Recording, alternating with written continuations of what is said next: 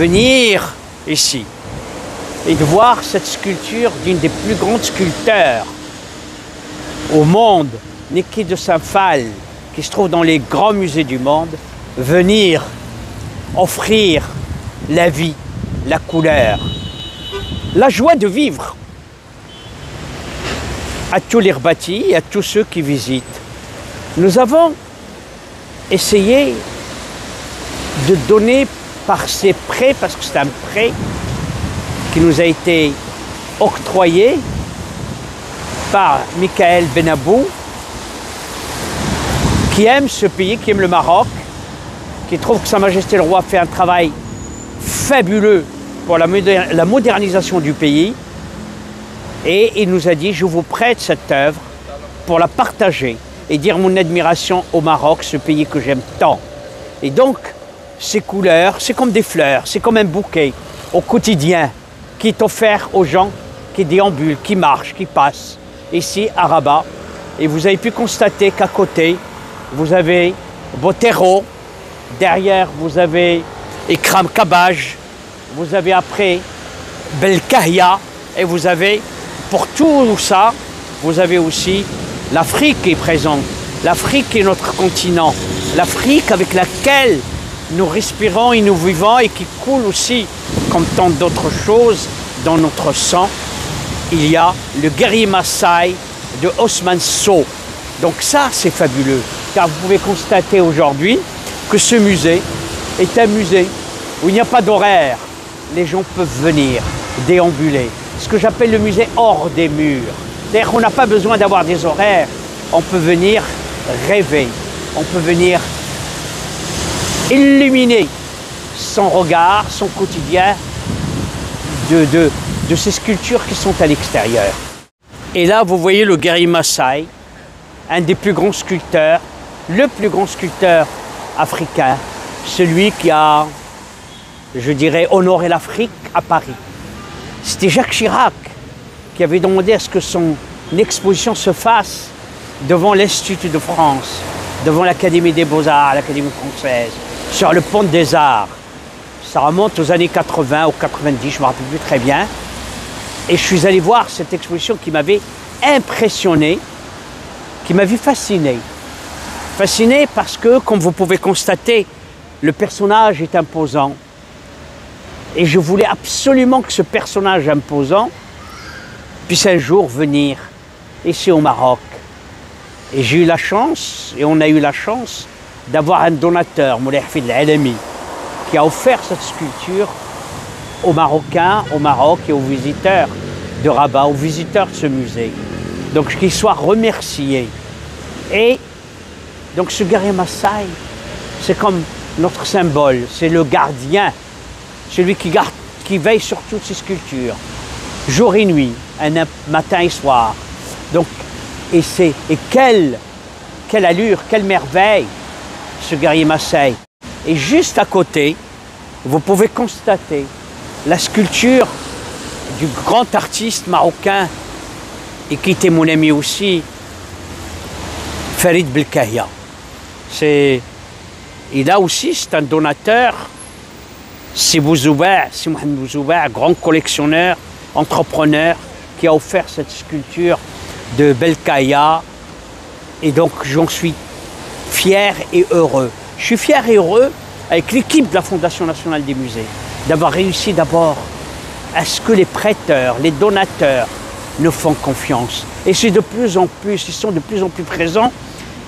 Et je voudrais surtout vous souligner que M. Belgench, Khalil Belgench, nous a offert pas loin de 400 œuvres aujourd'hui. Et des 400 œuvres de très grande qualité, parce que vous avez à la fois des Belkahia, vous avez des Shaibia, vous avez des Mohamed Melihi, c'est impressionnant. Et donc, ce monsieur Belgench qui aime son pays, qui aime ses villes, qui l'ont vu grandir, que ce soit Tanger où il a donné une collection exceptionnelle, qui aujourd'hui a ouvert le musée de Villa Haris à Tanger, qui vient enrichir, je dirais, la ville Et en même temps, M. Belgensch nous a donné à peu près pas loin d'une quarantaine, je crois, d'œuvres, si je ne me trompe pas, ici, pour le musée.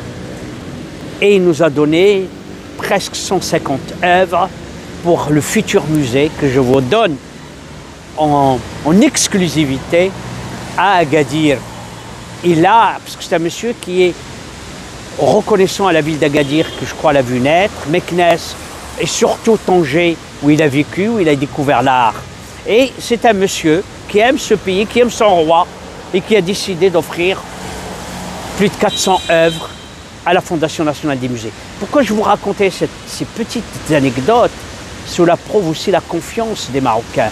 Et je vous parlais tout à l'heure de la confiance des prêteurs à travers le monde, que ce soit le musée Picasso, qui nous a quand même prêté une collection exceptionnelle de Picasso, que ce soit les impressionnistes, imaginez, qui auraient pu rêver de voir Picasso, de voir Van Gogh, Renoir, Monet, Matisse, tous ces noms-là sont venus. Malik Sidibé, on est là au cœur de l'Afrique, au cœur de cette Afrique joyeuse, heureuse,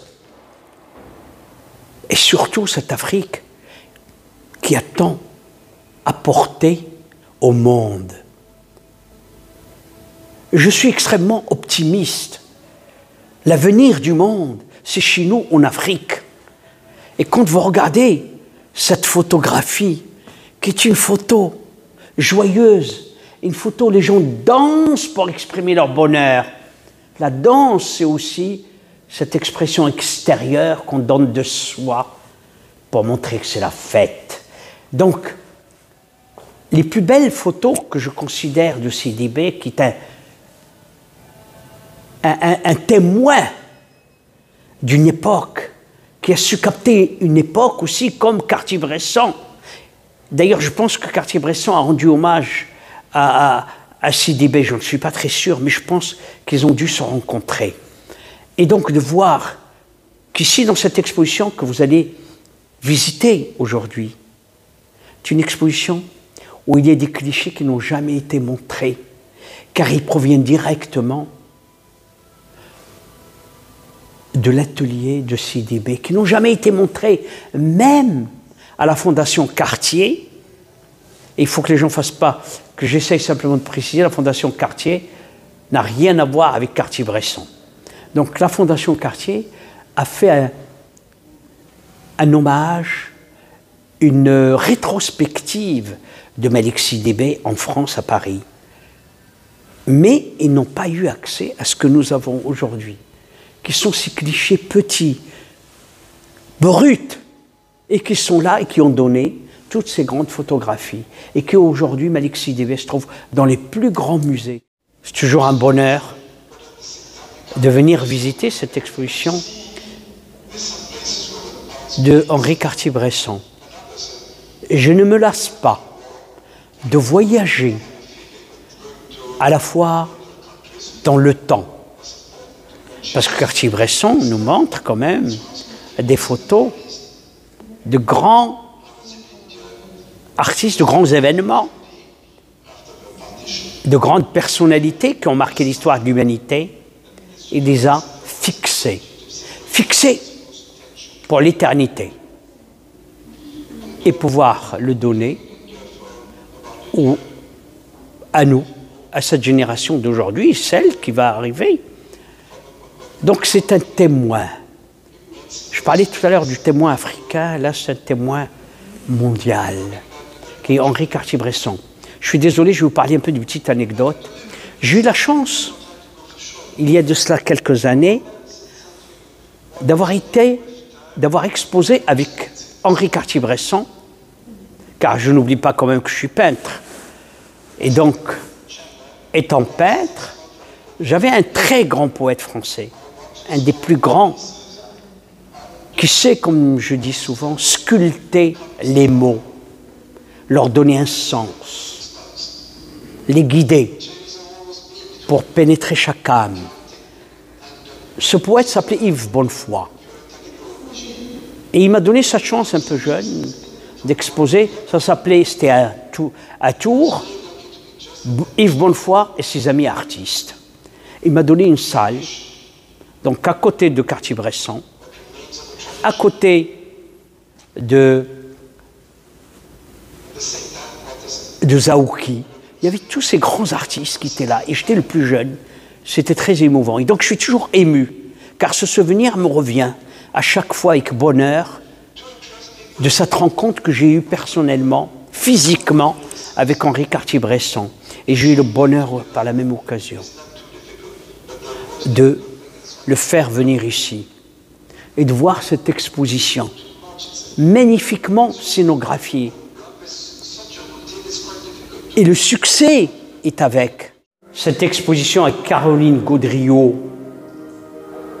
et Gérard Roncinant est une exposition exceptionnelle, car en plus de cela, il y a les mots qui accompagnent les photos, il y a les textes qui accompagnent, je dirais, cette capture instantanée du photographe. Et vous avez des scènes magnifiques aujourd'hui qui sont retracées. Vous avez par exemple, je vous ai parlé tout à l'heure du radeau de la Méduse, je peux vous parler ici de la danse sacrée.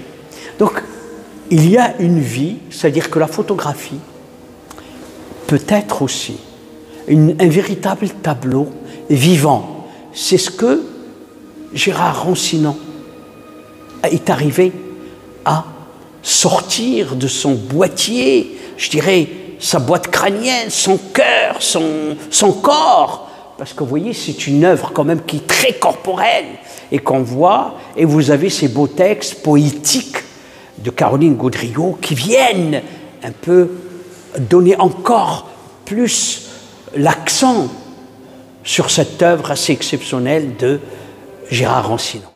Et là, on termine cette visite de ce musée. Je veux dire terminer, non. On clôture cette visite, car terminer, j'espère qu'on ne terminera jamais des visites semblables, avec surtout un tel bonheur. Le bonheur de voir à la fois de la photographie, de voir ces témoins de l'histoire qui captent l'instant, mais qui captent l'instant pas simplement avec l'œil, mais qui le captent avec le cœur.